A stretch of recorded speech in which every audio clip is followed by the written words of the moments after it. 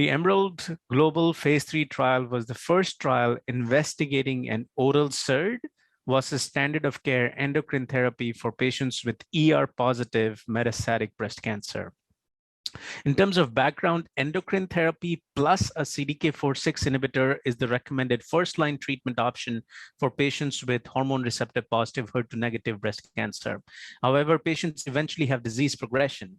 And in the second-line, third-line setting, we tend to use endocrine therapy sequentially before going on to chemotherapy. And the usual endocrine therapy option is fulvestrant, which is given as an intramuscular shot. However, in the post-CDK4/6 setting, the median progression-free survival with fulvestrant and other standard endocrine therapies as monotherapy is around 2 months. So clinically, there's a need for better endocrine therapies. And that is exactly what Emerald was designed to do, to investigate a new endocrine therapy option versus standard of care endocrine therapy in the second, third line setting. Emerald was a phase 3 randomized clinical trial in the second, third line setting for patients with ER-positive, HER2-negative metastatic breast cancer. Patients were required to receive CDK4/6 inhibitor with endocrine therapy and have disease progression. So it was in the post-CDK4/6 setting.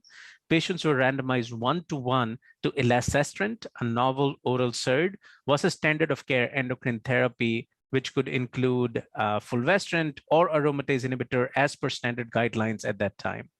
The study had co-primary endpoints of progression-free survival in all patients and progression-free survival in patients with ESR1 mutations or mutations that confer resistance to aromatase inhibitor because they make the tumor estrogen independent, still dependent on the estrogen receptor, but estrogen independent.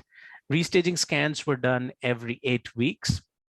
And the trial, patients could continue the treatment up till disease progression or unacceptable toxicity. Progression-free survival was the primary endpoint, and overall survival was a key secondary endpoint. Overall, the trial was positive. It met its primary endpoint. Patients who received elacestrant had a 30% reduction in risk of progression or death as compared to standard of care endocrine therapy. We also then looked at patients with ESR1 mutations. And again, patients who received elacestrant had a 45% reduction in risk of progression or death as compared to standard of care endocrine therapy. Now, if you look at the curves carefully, we can see that there is an initial drop in both arms, suggesting that in patients who are completely endocrine resistant, these therapies would not work. But then you start seeing a separation of the curve. So in the endocrine sensitive population, you can see that elacestrant is better than standard of care endocrine therapy. So we looked at landmark analysis, PFS at 6 months and PFS at 12 months. For example, PFS at 12 months, the patients who received elacestrant had a PFS rate of more than 20% as opposed to approximately 10% with standard endocrine therapy.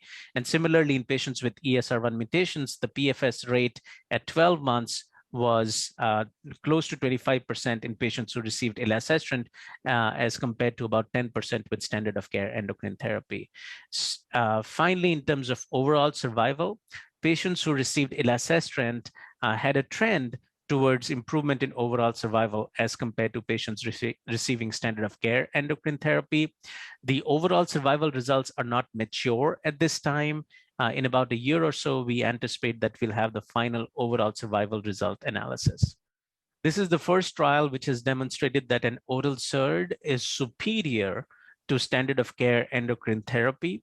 And so potentially if the drug is approved, it will provide a new endocrine therapy option for patients with ER-positive, HER2-negative metastatic breast cancer. In this trial, 2 endocrine therapies were compared against each other. In the future, there's interest in developing combination therapy, combining elacestrant with CDK4/6 inhibitor, mTOR, PI3 kinase inhibitor. So essentially looking at combination therapy for patients with ER-positive metastatic breast cancer.